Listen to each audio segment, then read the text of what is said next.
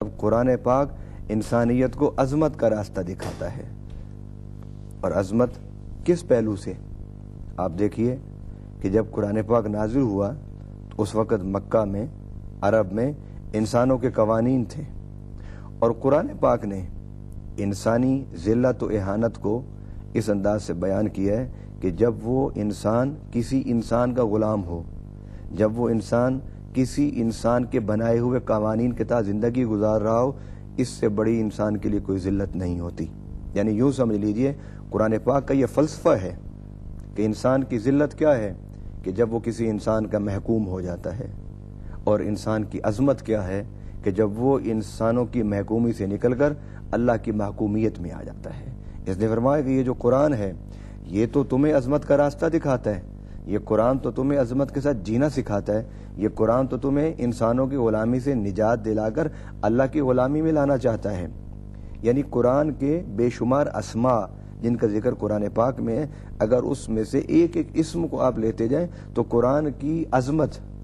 اور واضح ہوتی چلی جاتی ہے۔ علامہ صاحب، ہم اسی بات کو جاری رکھیں گے، قرآن کریم کی عظمت کی بھی بات کریں گے اور قرآن کا تقابلی جائزہ بھی ہم پیش کریں گے، لیکن ہمیں جانا ایک چھوٹے سے وقفے پر۔ آپ ہمارا ساتھ دیجیے گا اس پروگرام میں، جس میں آج ہم بات کر رہے ہیں اسلام اور قرآن کی۔ پروگرام کا نام ہے اسلام اور انسان۔ آپ سے ہماری ابھی ملاقات ہوتی ہے۔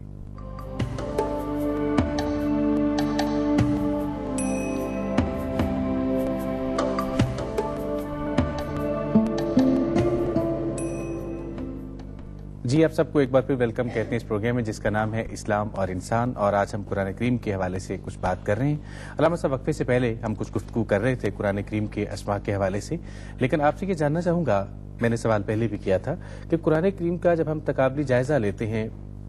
پہلی کتابوں کے حوالے سے، پہلے صحیفوں کے حوالے سے، کیا قرآن کریم جو ہے ان صحیفوں میں، ان کتابوں میں آنے والی جو ہدایات تھیں ان کی تصدیق کرتا ہے، ان کی تشریح کرتا ہے، یا ان کے ساتھ کہیں کنٹراڈکشن بھی آتی ہے؟ یہ آپ کے سوال کا دوسرا حصہ تھا۔ پہلا حصہ کہ قرآن کریم کیوں کہتے ہیں، جی، اور قرآن کریم نام ہو یا ذکر مبین ہو، ان دونوں میں بڑی مماثلت ہے۔ اس لیے میں نے پہلے قرآن کا جو معنی تھا، نام تھا، ذکر، اس کو بیان کیا کہ وہ عظمت کے راستے پر انسان کو پہنچاتا ہے۔ اور دوسری طرف آئیے کہ آپ نے کہا قرآن کریم،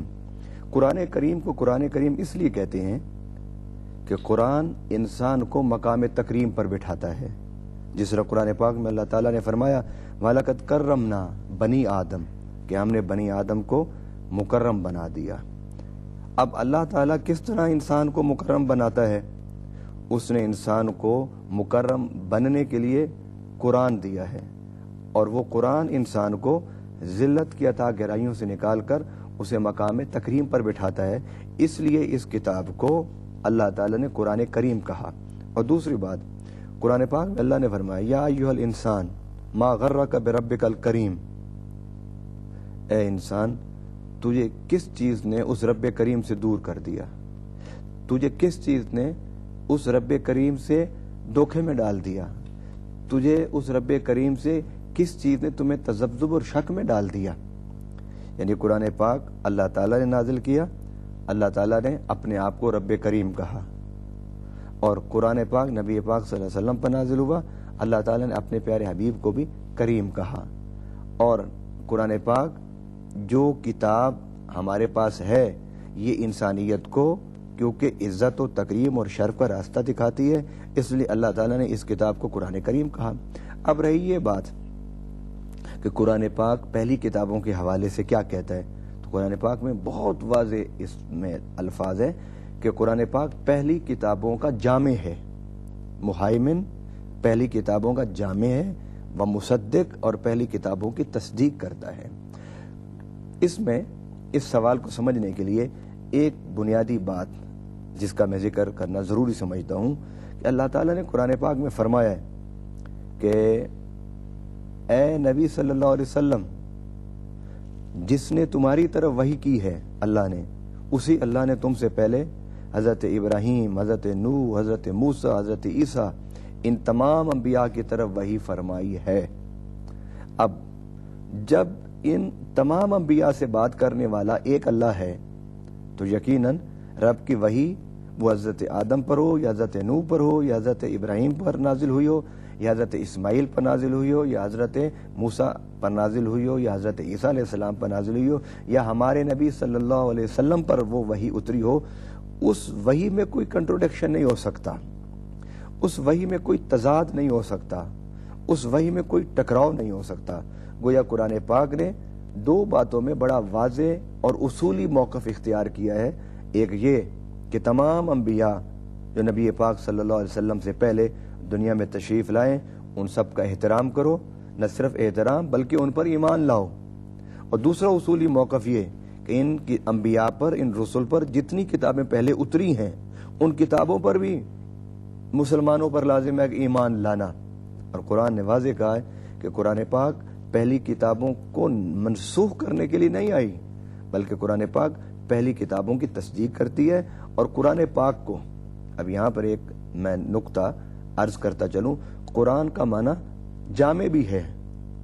تو قرآن پاک کو یعنی وہ وحی جو اللہ تعالیٰ نے نبی پاک صلی اللہ علیہ وسلم پر نازل فرمائی، وہ کتاب جو اللہ تعالیٰ نے نبی پاک صلی اللہ علیہ وسلم پر نازل فرمائی، اس کے اسماء میں سے ایک اسم قرآن ہے، اور قرآن کا معنی جامع بھی ہے، جمع کرنے والا بھی ہے۔ تو گویا اللہ تعالیٰ کی جو وحی اب تک نازل ہو چکی تھی، رب العالمین نے اس وحی کو اصولی طور پر اور اس کے اہم اور اساسی اور بنیادی ساری تعلیمات کو قرآن پاک کی صورت میں نبی پاک صلی اللہ علیہ وسلم پر نازل فرما دیا۔ اچھا رحم صاحب، آپ نے فرمایا ابھی کہ ہم نے ذکر کو نازل کیا اور ہم ہی اس کی حفاظت کرنے والے ہیں، اللہ تعالیٰ یہ فرماتا ہے۔ اور ہم جبکہ اس دنیا میں یہ دیکھتے ہیں کہ کوئی نہ کوئی ایسا واقعہ، کوئی نہ کوئی ایسی بات ہمارے کانوں میں آتی ہے کہ جہاں پہ قرآن کریم کی وہ تکریم، وہ عزت جو ملنی چاہیے تھی، جو اس کی ہے، وہ شاید نہیں کی جا رہی ہوتی۔ اور دوسرا سوال ساتھ یہ ہے کہ قرآن کریم کا آغاز ہوتا ہے اقرا باسم ربک الذی خلق، اس صورت سے اس کا آغاز ہوتا ہے، جبکہ اس وقت جو ترتیب ہمارے پاس ہے، جس کو پاروں میں تقسیم کیا گیا ہے، جس کو منزلوں میں تقسیم کیا گیا ہے، اور جس کو مختلف صورتوں میں ہمارے سامنے قرآن کریم اس وقت ہے، اس کی کیا وجہ ہے کہ وہ اس ترتیب سے اس قرآن کریم کو نہیں رکھا گیا اس وقت جو ہمارے پاس موجود ہے، جس ترتیب سے یہ آپ صلی اللہ علیہ وسلم پر نازل ہوا تھا؟ جہاں تک آپ کے پہلے سوال کا تعلق ہے